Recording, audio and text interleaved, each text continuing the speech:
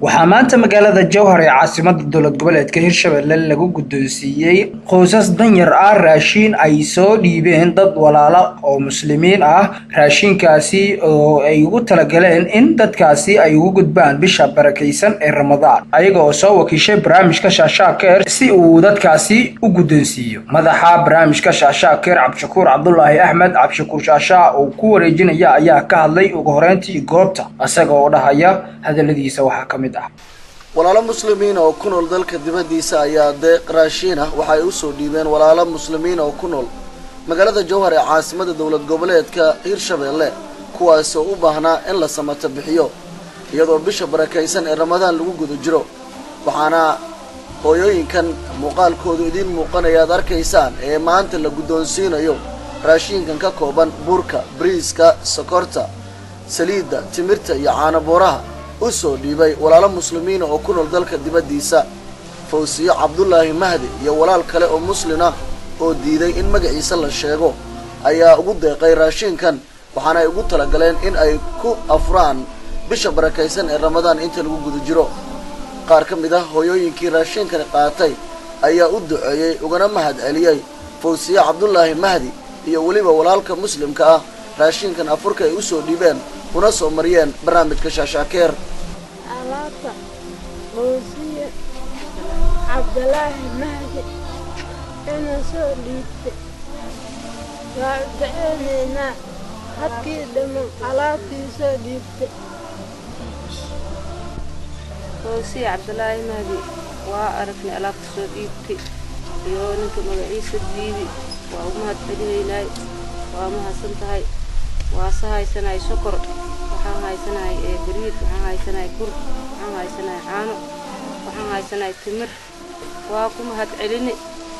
waxaan ka cudeysanaynaa diida shay oo ku iideysano aan kaaga mahad celinaynaa inuu soo dhiibtay waana ku mahadsan tahay raashinkii Shaashaana uu soo dhiibtay waa ka haysanay waana ku mahadsan tahay maadaama ay tahay waxaan ka cudeysanaynaa iida waxaan ku iideysan lahayn inuu soo dhiibtid waana ka haysanay Shaashaara aqaaga dhig Fawsiyo inna baari Allah kaaga dhig adna Allah ku soo dhiibo waa mahadsan tahay walaasan ku mahad celinaynaa wad kasto ka xiran Ilaahay inuu Ilaahay furo oo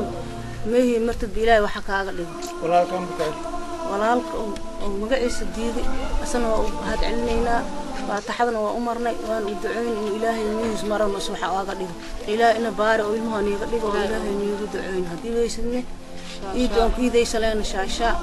inuu soo dhiibtid aan faataxadana ku marnay aan ku duceyn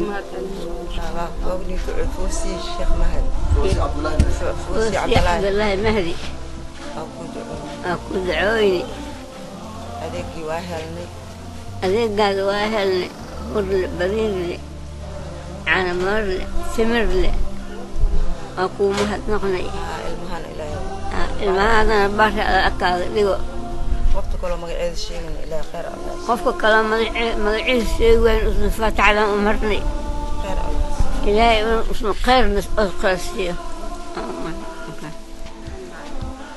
Maxamed Macalin waxa uu kamid yahay qoyskii agoonta ahaa ay dhashay Gani Maxamed waxaana walaalaha muslimiinta ee dunida jooga ka codsanaya in loo iibiyo dharkii Eidda ee bishan ama bisha barakeysan ee Ramadaan marka ay gabagabowdo sanadkii hore walaalo muslimiin oo ku nool adduunka ayaa sidoo kale ugu yimid Maxamed maxaa rajaynay maxaarta in lagu sameeyo haye عدكر وقد هي كابو سروال شاتي maxaa kale horta oo ilmaha ay ku dheelaan haye maxaa kale kaliya maarta marka miso abaay iyo abow iyo waa loo gadaa ya dhama marta haye walaalo maxaa ka codsanay adduunka jooga muslimiinta maxaa dhee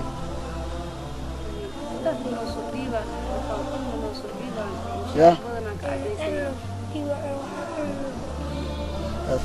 magaalada Jowhar ee caasimadda dowlad goboleedka Hirshabelle waxa ay kamid tahay magaalooyinka ay ku nool yihiin dadka taagta daran isla markaasina u baahan in la caawiyo barnaamijka shaashaa keer ayaa barnaamij u taagan caawinta dadka dhibanayaasha ee ku nool magaalada iyo weliba kuwa taagta daran